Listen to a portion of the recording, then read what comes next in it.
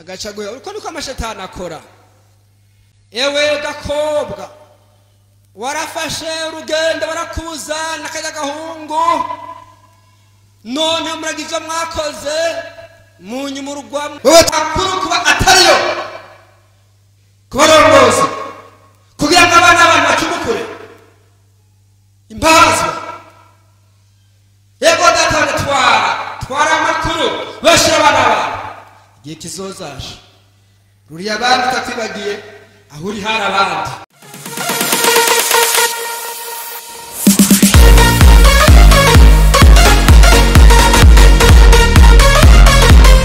Yesu yongera araturakamo aca arachikana.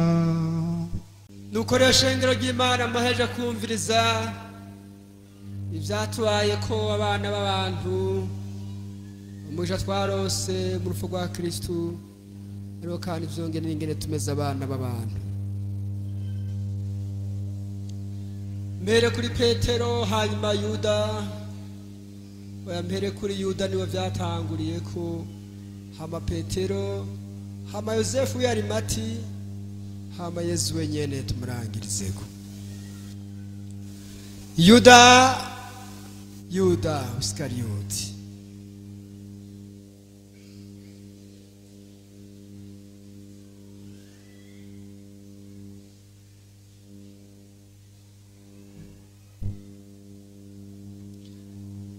Yuda Iskariyoti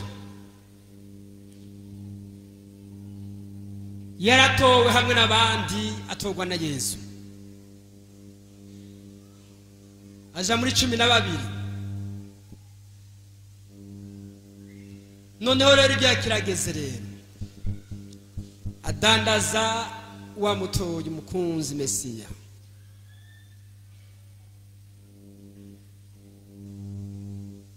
Yuda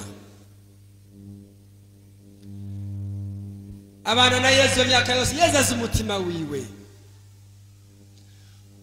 Weho rero twe nawe hari gihe tuvuga ngo naka sinkene ko twicarana nawe shaka nawe nkeneye kandi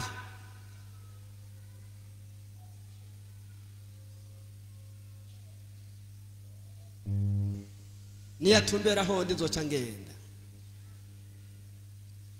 Yesu yarabanye na Yuda yo myaka yose tukazomugura uweho kuhora wishira heza ngo je ndi mwiza sinkeneye ko wewe dusangira intebe dusangira imeza. Nimba unyegu ya Kristo umukonzi wa Kristo zirikana ko Yesu yabanye na Yuda amuzi ko ari umubisha.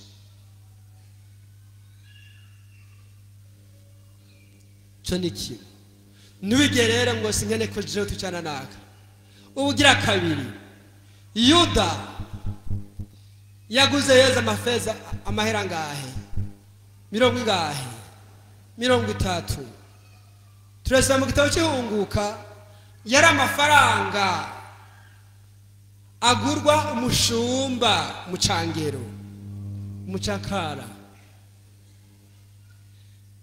Rero umuntu kera mu Bisirayeli n'abandi umuntu agushumbiye umuntu agukorera warashobora kumudandaza ku bandi bakaguha amafaranga. Rero igiciro rero cyo mucangero cyo mucakara yari amafaranga 30. Rero Yuda yakira amahera 30 Yesu adandaza n'umushumba.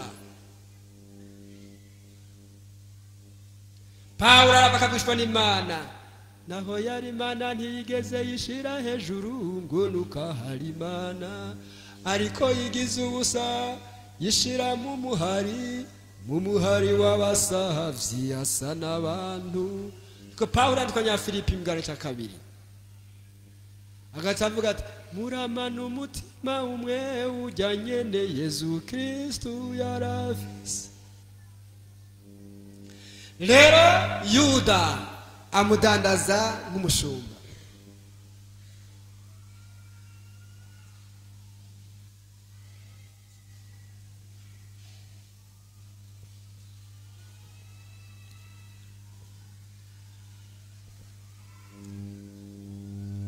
adanazwa nk'umushumba Yesu.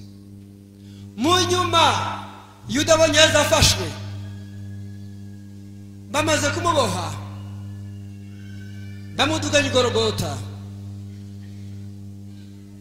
Yuda ati naguze amaraso yiki y'umweranda. Noneho yamahera rero agenda kuyasubiza abande bene kuyamuhereza. Nabamubwiye ngo iki? Ntayo twakiye n'amahera y'amaraso ntaja mushinguriro. None ndagira ngo biragusha. Uko niko bimeze abantu b'Imana. Umuntu murakorana icaha, wamara gufatwa cyangwa kugira ingorane agacagoya. Uko niko amashetani akora.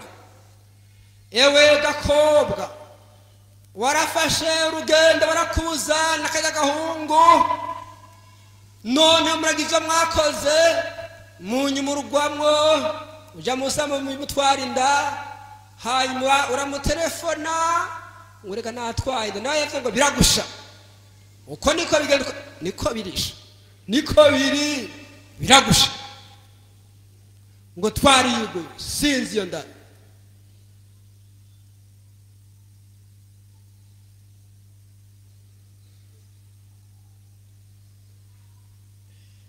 Nibutse bimwe sinzi ko ari canco wa misi irimbira mu Kirundi, mwigeme uhimbaye binezerewe, unze ndakuyagire intuntu yaraje, aho yazakimparaye yambwira ngo yonyigura, bukeye turugwamwo indabaki ndatu niba rusi kibondo ntiyandavye n'iryahumye. Ewe muntu, uko ndiko amashetani akora. Yuda yaracuditse n'ababisha, mu nyuma rumwuzurirako, bamubwiye ngo iki? Biragusha. Uko niko isi imezesha, uko niko isi imezesha. Banaka bakubwira ngo tugende ugenda wishyujya muntu, wafatwa ukavuga muri sentare naka twari kumwe ramfashe ya niwe yantumye niwe wampaye ingero, nawe akagira ati nawe akagira ngo uwo n'umwicanyi fata mwice sindamuzi yo. Uko niko isi imezesha, uko niko isi imeze. Kare mwari pfamfe, uko niko bimeze bana b'abantu. Pilato niko vyamubayeko, bambenuze Yuda niko vyamubayeko. Noneho rero Yuda rero ubwa mbere bari bashuditse nabo, oya none baramwihakanye. Yuda asigaye wenyene kumwe abantu b'Imana, cyageze ari ku meza ariko arasangira n'abatumwa. Yuda arasohotse aja mu mwijima mukorane, agenda wenyene, ahorana na Shetani n'abadayimoni bayo, bagira umugambi wo gukora ivyo bakoze. Mu nyuma abo oya babikoranye bamutuko, amahera baramutera. Yuda arasohoka arihebura ariyahura. Yuda ariyahura. Bantu b'Imana mumenye, nimba hari icyaha Shetani n'abadayimoni bayo bakora baduteza, icyaha kaminuza, bamba amagorwa kaminuza n'icyaha nyene n'ukwihebura. Le découragement c'est l'arme de Satan par excellence. Kwihebura ni igikwa cya Shetani. None Shetani irashobora ibitero bimwe irashobora gusa n'ibiretse, mugabe cyerekeye gutuma umuntu yihebura, naho ugira niheba. Nawe Yesu atubwira ati kwisi muzoro ntibagora, humura naratsinze isi. Yohana 16:33. Shetani taza kwihebura ngo dutumutwe twiyahure. None abaye wande asigari wenyene, niko bimeze basha. Igihe ibintu turaja tukiri kumwe ewe mukiri kumwe namuvuga ngo tuzumva kumwe, ngo tuzumva kumwe umugambwe, tuzumva kumwe mu gihugu, tuzumva kumwe mu mugwi mushirahamwe, tuzumva kumwe muhira, tuzumva kumwe mu bwoko dusangiye. Mu nyuma cobo haragera igihe bakakuyakana abo nyene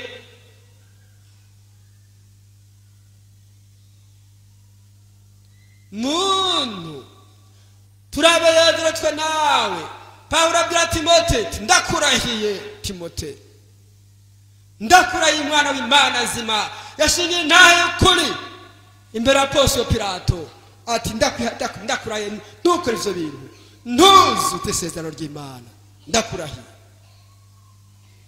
N'ayahandi bantu b'Imana y'isi turashudikanayo n'abandi banyavyaha nkatwe, munyuma akadutukosha tukasigara twenyene. Icyaha kisigara ndi jenyene, ngenda ndumwe nari narasezeranye kugendana n'aberanda b'ijuru, ngenda ndumwe kandi ndarifise marayika mwiza mw'ayandi Imana yampaye, ngenda ndumwe kubera ivyaha nakoze, sinjambaza ijuru, sinkira ijuru ngo nibuke ingingo z'ijuru, sigaye ngenda ndumwe cyo kubera ivyaha nakoze. Icyaha abantu b'Imana kikugira umwe, usanga uragahinda, ugira irungu. Ewe mpora muvuga ngo mu Kirundi ngo intimba ntiyica, itica niki? Ni irungu. Icyaha giteza irungu abantu b'Imana, icyaha giteza irungu. Nabona abandi mfise amahoro umutima, ngambika mareka muzi bamweranda, nkagamburikira ijuru ryeranda, bandiko n'ijuru ndekunda na Bikira Mariya na Yezu umwana w'Imana nzima anderuye, nta rungu ngira. Irungu riterwa n'ivyaha nakoze, ivyo bituma nihebura ngata umutwe nkiyahura. Ubugira gatatu ushengero ry'Imana, Yezu yaguzwe nabo yatoye, yakanywe nabo yatoye. Nje nibuka amajambo y'Izabu n'amazirikana ya 55 umurongo wa 13 gushika umurongo wa 14, aho umuntu uzabura bwishwa n'Imana amajambo aterega sumwasa ntyoza no mwihanganiye, ati yari umwasa amhanga no mukwese no hunze no mwihanganiye, ati wunyanga sibanyihambaza ko no mwinyegeje. Umwasi wawe wamwinyegeje bambwene hunga ngo ariko ku mirongo 14 ya Zaburi 5 mirongo 14 ngo ariko ni wowe muntu umeze nkanje, wowe soma mbike, wowe dusanganywe, wowe twinovore ibanga hamwe, tukinjirana mu ngoro y'Imana twishongora. Ni wowe waguze n'abanyase umuntu bantu b'Imana agugwa n'uwiwe. Muragamba banaka tubaza duhaze n'ubwoko bubi ihibambewe, ntibari hafi yawe, umusangi murima nimusangire akarimbi, abo bari kure yawe, ariko uwo muri kumwe mu nzu agukindagira uhungira he. Ewe ngwereka so mwasa ntyoza no mwihanganiye, umunyangasi wa anyihambaza ko no mwinyegeje, ariko ndibawe muntu meze nkanje, wowe soma mbike, wowe dusanganywe, wowe twinovore ibanga hamwe, tukinjirana mu ngoro y'Imana twishongora.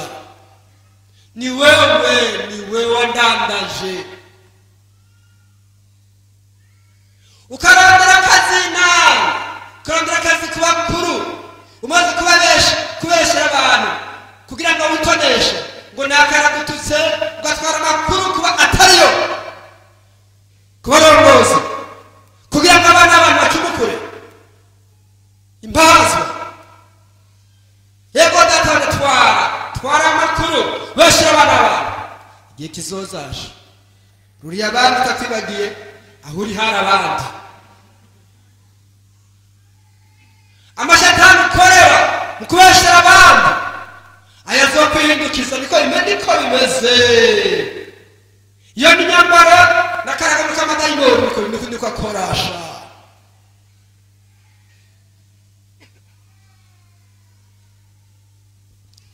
Erega si umwasa ntyoza no mwihanganiye, Zaburi 5:5-13. unyankasi we anyambaza ko numwinyegeje ariko ni wewe muntu meze nkanje wowe somambike wowe dusanganywe wowe twidovore banga hamwe tukijana mu ngoro y'Imana twishungura noneho Yuda rero ariyahuye Petero nawe bantu b'Imana na Petero yaragotse nka Yuda kimwe gusa ntiyihebuye nka Yuda Petero yaragotse Petero yaravuze ngo jewe nzogupfira na bose bogirante bo guheba Petero yashyize ingufu ziba imbere munyuma aratsindwa hazoza igihe Petero ceceka ngo no gupfira ewe Petero sana Petero wundi ari hano urumva hazogera igihe Petero wa mbere Simoni hazogera wahurahiriwe Petero Simoni hazogera gutahura yuko ingufu n'ingoma ziva mu izina rya Yesu muri Yesu wahurahiriwe ndi Petero niyo nkuru ariko nawe nyene ariko arasega kwa Yesu kugira ngo ase nawe twebwe ishengero ryawe tuko turatakambira data wa twese natwe ngo tutuze twemere kuzukiranywa na Yesu apanya kwivyo Yesu nisore kwizukiranya Petero yitsa Petero harageze igihe Yesu aramuraba le regard de Pierre croise le regard de Jésus Yesu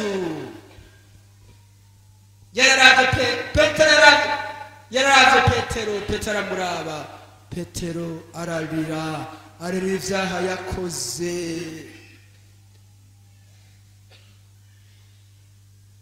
ndibuka umuririmbyi umwe yavuga croisez ton regard dans le doute ate mana yanje Yesu nkubona nkuraye igengiza amadidane igenaniwe mbangamiwe duhuza amaso mukama wanje Yesu Kristo lero Petero yakijijwe niki nuko amaso ye yahuye n'amaso ya Yesu hamara muraba ubundi mwene ngo il m'a regardé dans son regard j'ai tout compris ngo yarandavye ko kundaho natahuye yarandavye none Petero ararira uzokubona ukambura bazi mweranda ariko azikana Mariya Petero mweranda avuga ati mwe nayo marira yagucaha mwe namaranye icaha niye avuye ku vyaha wakoze na aya maraya kwihana kweri namenje kweri nagotse ati mwe namara rero niyasura koza umutima w'umuntu ugasura koroha niko vyagenze kuri Petero ewe Petero warahiriwe waremeza wakoze hama Yesu arakwizera mu nyuma Petero zovuga mikoga vyatumwa n'isa gatatu n'icakane ngo ntarindi zina twarose mwisi iko bikwa vyatumwa n'icakane mu 12 ntarindi zina twarose mwisi zishobora kudukiza atari rya Yesu Kristo w'umunyanazareti hazogera Petero uzobya takimuga kije guhuya kije gusengera Yerusalemu ati kwizina rya Yesu Kristo umunyanazareti duhaguruke mwewe Petero zomenya rero ko inkomezi zitari mu bubasha bwawe ziri mu izina rya Yesu ukaba Yesu abantu babakuje ku ishengero ryawe ya paruwasi ya Makamba yakujeko kuko rigaragaje inkomezi zabo zitsindwa bakomeze mu bubasha bwawe ukaba wanje Yesu nubihe umugisha w'abana bawe winjira mu Yerusalemu imitima yabo no munsi abana baje gukurondera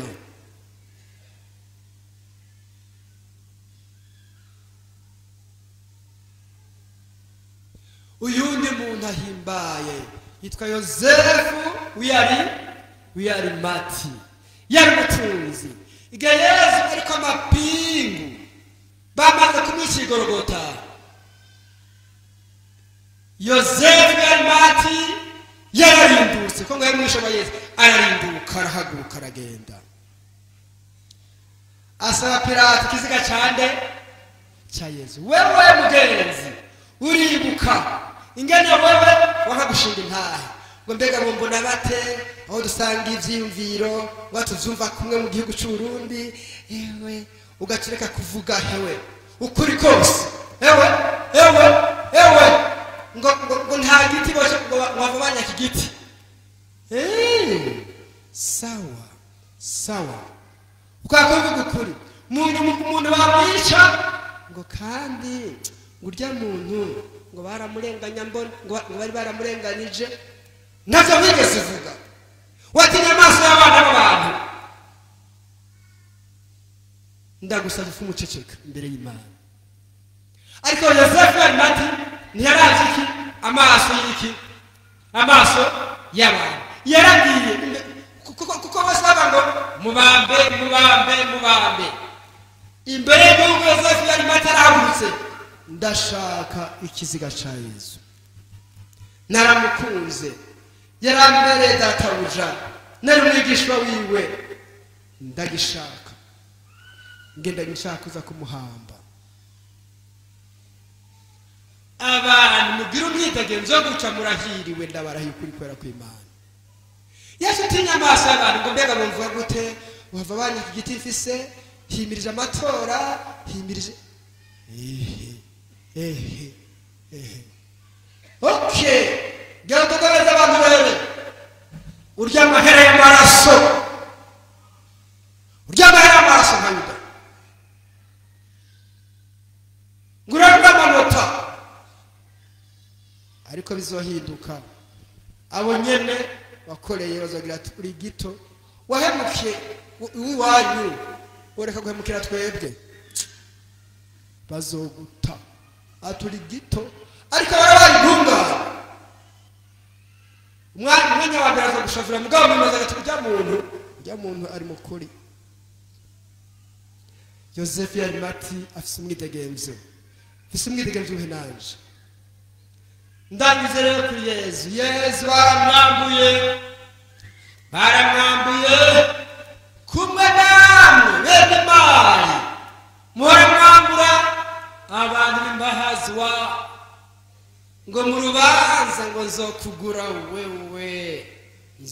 wewe no kwica nguherana mugabo sha menga ibintu biko birahinduka mugabo yego bandanya uryizo manza nyakubahwa yego bandanya sha umenga mugabo uko bwije umenga ibintu biko birahinduka mugabo menga n'abacamanza arafunga yego mengo niko bimeze bagabo bana jewe sinzi Bujumbura ati wawanda jewe sinzi Bujumbura zinkagenda Bujumbura jewe bihemera sinzi Bujumbura ariko ndumva bya Bujumbura bavuga menga ibintu nuko yewe mugabo uri kureba Yesu yarambuwe Yesu ari mugenzi w'abamburwa Yesu arahaza muri iyi si Yesu ari mugenzi w'abahangwa Yesu aracumukuzwa muri iyi si Yesu mugenzi wacumukura Yesu aracumutirwa rwata Yesu mugenzi ariko aracumitwa abahugwa ubusa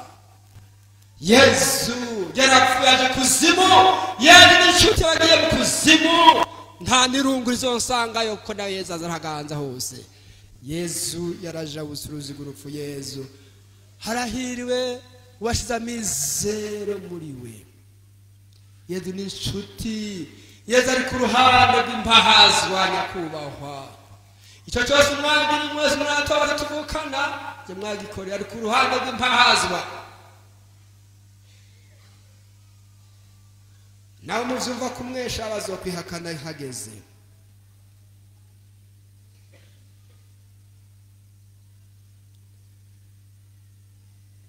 Munyuma Yesu ubu naho shengero ry'Imana isi yazacikanye isi yaranyiganize hazubwira kabiri kuba saa sita ushaka isaha kangahe 9 isi iranyiganika nukuvuga nane irashira intahe data mvende narapfuye baramwishe ibintu n'ibiki n'isi irabivuze izuba rirazimye nagera shije intahe habaye buri mwisi abantu basaze twasaze tubwe bene Adamu ariko Mana yanje Yezu wanje Mukama wanje we urazi guhindura ubuzima mu bupfu Yezu ruwambere nshatuma tugukunda turagukunda duhe gusa nawe Yezu wanje Mukama wanje Yuda yaragusomye le baiser mu vita baiser le baiser de trahison yaramusomye arahemuka nawe ugana gusoma abagore b'abandi n'abagabo b'abandi guhemukira kwawe baiser de trahison somuhemuka soma kwawe ureka gusoma iby'abandi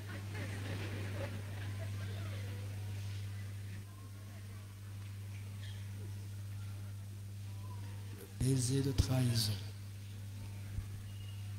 aho nuko ariho kandi byongeye na Yuda nyene yarasa akanya ko yeza mugarura yeza mbye ngo mugenzi karakanya keza kanyuma kugira ngo Yuda yihane mugenzi nawe mwana mugenzi souviens-toi ibuka ko twasangira urugendo nawe Mukama Yezu maze uratanga ubuzima nawe ko utanga ubuzima kubw'intama zawe Yezu utanga ubuzima kubw'intama zawe uri mwiza Mukama Yezu natwe mwana wanje Yezu natwe twitangira duse namwe kwitangiranira hagati yacu twitangira abantu twimeye nawe mwana wanje niko byakugendeye niyo ndero yawe mwana wanje watwigishije iyo ndero y'ijuru urakoze muhanyi mwiza amen.